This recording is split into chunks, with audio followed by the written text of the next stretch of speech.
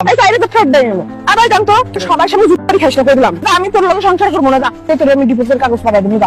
স্বামী তার স্ত্রীকে নিয়ে ঈদের মার্কেটে এসেছেন। উদ্দেশ্য ছিল স্ত্রীকে একটি নতুন 3 পিস কিনে দেওয়া। কিন্তু সমস্যা শুরু হলো তখন যখন স্ত্রী জোর করে 4000 টাকার একটা 3 পিস কিনে দেওয়ার জন্য দাবি করেন। স্বামী শান্তভাবে বলেন তার ইনকাম খুব একটা বেশি নয়, তার কাছে মোটে 2500 থেকে 3000-এর মতো টাকা আছে, আর সেই টাকা দিয়ে পুরো সংসার চালাতে হয়। তাই এত দামি পোশাক কেনা তার পক্ষে কোনোভাবেই সম্ভব নয়। কিন্তু স্ত্রী কোনোভাবেই স্বামীর এই বাস্তবতা মেনে নিতে রাজি নন, বরং তিনি দোকানের মধ্যে স্বামীকে অপমান করতে শুরু করেন। কখনো বলেন এই ফকিন্নি, আবার কখনো বলে তুই তুকারি। স্বামী বারবার অনুরোধ করেন চলো আমরা একটু বাহিরে গিয়ে কথা বলি, এখানে আমাদেরকে দেখলে সবাই খারাপ ভাববে। কিন্তু স্ত্রী তখন রেগে অন্ধ, তিনি বলতেই থাকেন সবাই তার বউকে দামি জিনিস কিনে দেয়, তুই দেস না কেন? স্বামী তখনও শান্তভাবে উত্তর দেয় দেখো ওদের ইনকাম তো বেশি তাই দেয়। এই কথার পরেও তার স্ত্রী যেন থামে না।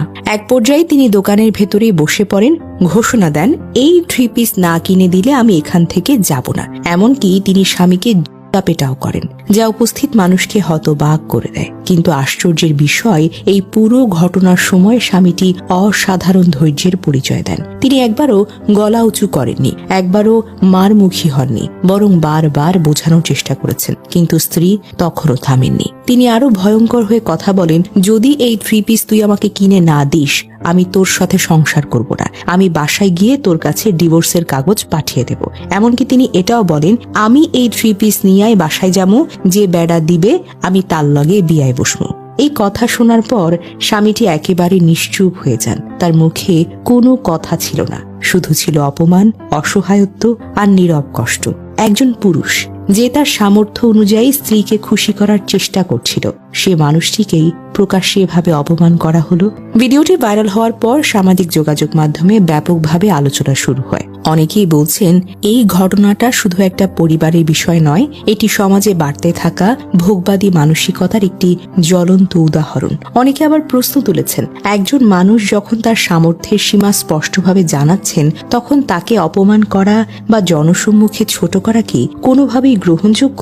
আরো অনেকেই মন্তব্য করেছেন স্বামীর ধৈর্য সত্যি প্রশংসনীয়। তিনি চাইলে উত্তেজিত হতে পারতেন, তর্ক করতে পারতেন, কিন্তু তিনি তা করেননি, বরং শান্তভাবে বলার চেষ্টা করেছেন, পরিস্থিতি সামাল দিতে চেয়েছেন।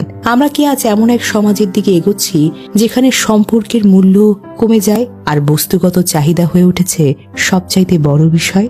একটা 3 পিসের জন্য যদি একটা সংসার ভেঙে যাওয়ার হুমকি আসে তবে সেটা শুধু একটা ব্যক্তিগত ঘটনা